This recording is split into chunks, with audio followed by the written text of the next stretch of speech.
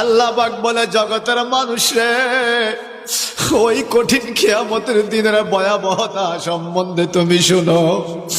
যেদিন ইসরাফিল ফেরেশতা বাঁশির মধ্যে ফু দিবে, ইয়াউমা ইউনফাকু ফিস-সূরি ফাতাতুনা আফওয়াজা, মানুষগুলো দলে দলে কাতারে কাতারে, জামাতিন মুখতালিফাতিন, ভিন্ন ভিন্ন জামাতে, ভিন্ন ভিন্ন দলে দলে, মিন কুবুরিকুম ইলাল মাওয়াফিক, এই কবর থেকে উঠে কিয়ামতের ময়দানের দিকে দৌড়াইতে থাকবে।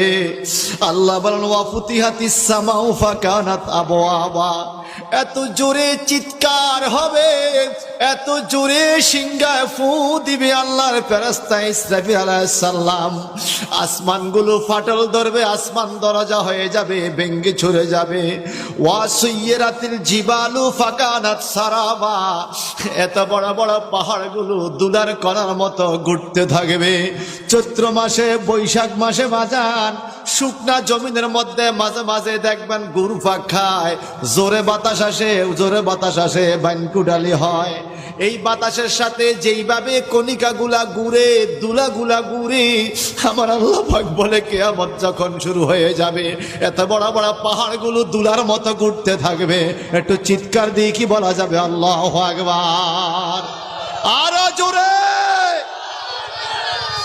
আল্লাহ। ওই কিয়ামতের ময়দান এত কঠিন হবে, আর কি হবে যদি একটু বলেন? আমার আল্লাহ কয়, ইন্না জাহান্নামা কানাত মিরসাদা লিত্তাগিনা মাআবাল লাবিসিনা ফিহা আহকাবা। ওই কিয়ামতের ময়দানে এত কঠিন অবস্থা হবে রে, ইন্না জাহান্নামা কানাত মিরসাদা, নিশ্চয়ই জাহান্নাম ওত ফাতিয়া রয়েছে, একটা গাটি হবে, গাটি, জাহান্নাম গাটি। যেমন আপনারা বড়ুয়ার মানুষ মাঝে মাঝে বলেন, বড়ুয়ার মাটি সুন্নি জামাতের ঘাটি, গাটি মানি যেখানে অভাব নাই, যেখানে অভাব নাই।